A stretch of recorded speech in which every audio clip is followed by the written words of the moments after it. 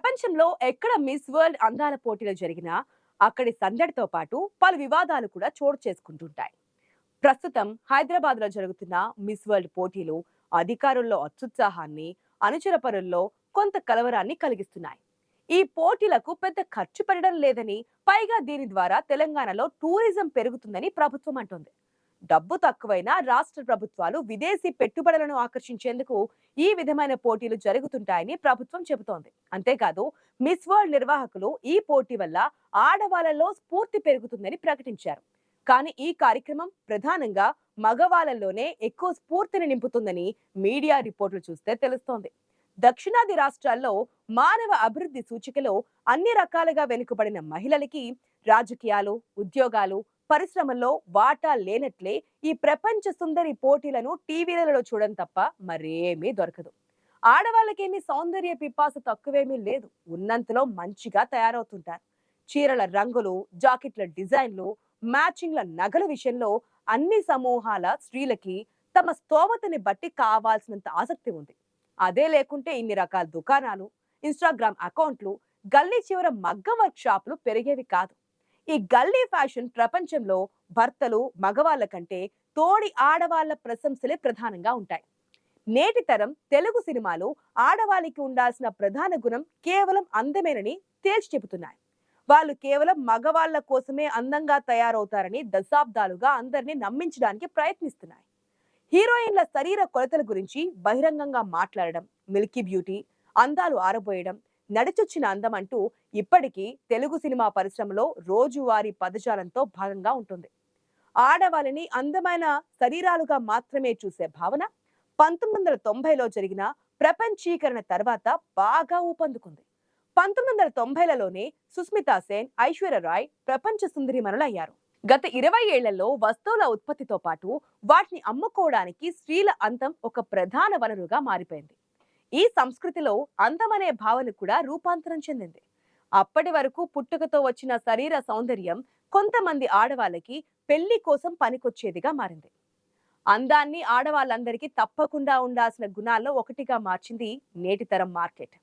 శరీరంపై ఒక్క వెంట్రుక లేకుండా గీసిన కనుపమ్మలు, నల్లటి జుట్టు, సన్న ముక్కు, తెల్లటి చర్మం, ఎర్రటి పెదవులు కలిగి ఉండడం తప్పనిసరి అన్నంతగా తయారైంది.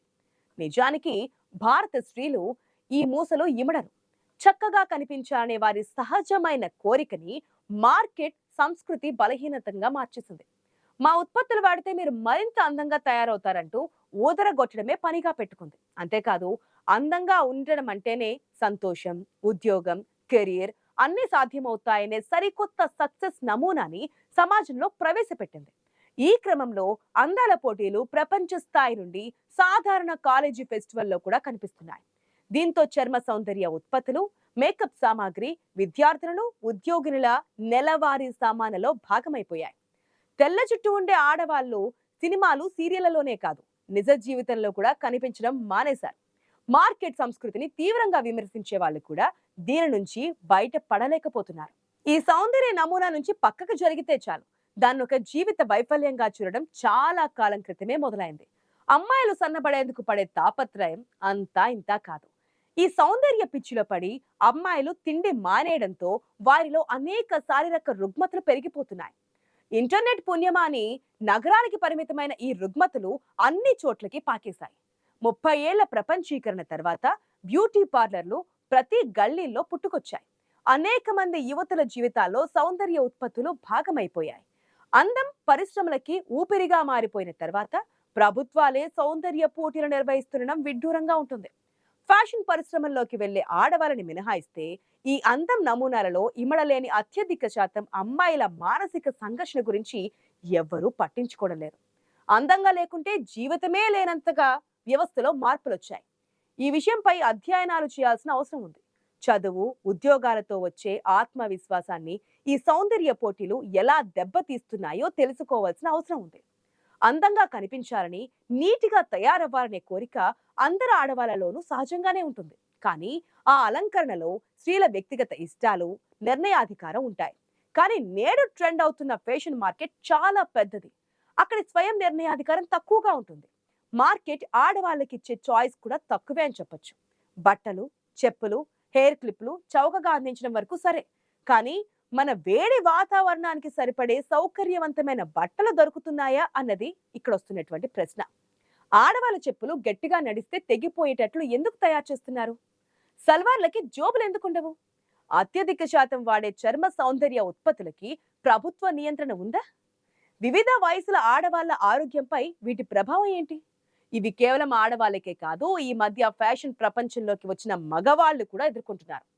వాళ్ళు వేసుకుంటున్న బిగుతు జీన్స్, వాడుతున్న హెయిర్ జెల్స్ శరీరంపై ఎటువంటి ప్రభావాన్ని చూపిస్తాయనేది వారికి తెలియడం లేదు. తన భార్య ఎప్పుడూ దుప్పటి లాంటి నైటీ వేసుకు తిరుగుతూ ఉంటుంది అంటూ ఆరోపించే భర్త ఆమె ఇంట్లో పనిచేసేటప్పుడు కూడా అందంగా ఉండాలని ఆశిస్తాడు. నేను అందంగా లేను కాబట్టే నాకు స్నేహితులు లేరు అని ఆత్మవిశ్వాసం దెబ్బతిన్న టీనేజ్ పిల్లలు కోకొలలుగా మనకు కనిపిస్తూ ఉంటారు. ఉద్యోగంలో స్మార్ట్ గా తయారైతేనే ప్రమోషన్లు ఇచ్చే బాసులు, అమ్మాయిలు వ్యాక్సింగ్ చేసుకోకుంటే డేటింగ్ కస్టమర్ నమ్మే యువతీ యువకులు. ఈ పరిణామాలన్నీ అందం ఒక సామాజిక సమస్యగా తయారైందన్న విషయాన్ని చెప్పకనే చెబుతున్నాయి. తాజాగా హైదరాబాద్ లో మరీ ఆత్మవిశ్వాసాన్ని తాకట్టు పెట్టినట్లు కాదు కానీ, విశ్వసుందరి పోటీ కోసం వచ్చిన అందగత్తెల కాళ్ళు కడగడం మాత్రం సగటు తెలంగాణ సామాన్యుడి మనసును చివుక్కుమనిపించింది.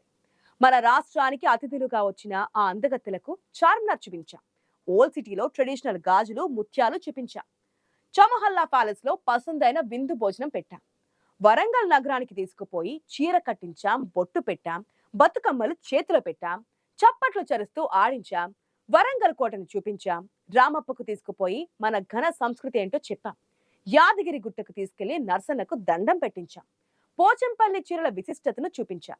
నిజానికి ఇవన్నీ వాళ్లకు చూపించడం ద్వారా ఫోటోషూట్లు జరిపించాం. ఆ మేరకు వారిని టూరిజం కోసం వాడుకున్నాం. అది వాళ్లకు తెలుసు. జస్ట్ వాళ్ళు టూరిస్టులు, వర్తమాన సందర్భానికి తగినట్లు నడుచుకోవడం వరకు మాత్రమే పోటీదారులు. పోటీలు అయిపోయాక ఎవరి దారి వాళ్ళదిగానే ఉంటుంది. కానీ దేవాలయం దగ్గర ప్రత్యేకంగా కుర్చీలు వేసి వరుసగా పల్లాలు పెట్టి పోలీసుల దిగువ సిబ్బందితో నీళ్లు మోయించి మన మహిళలతో వాళ్ళ కాళ్ళు కడగడం ఏమిటన్నదే ఇబ్బందికరంగా ఉన్నటువంటి ప్రశ్న.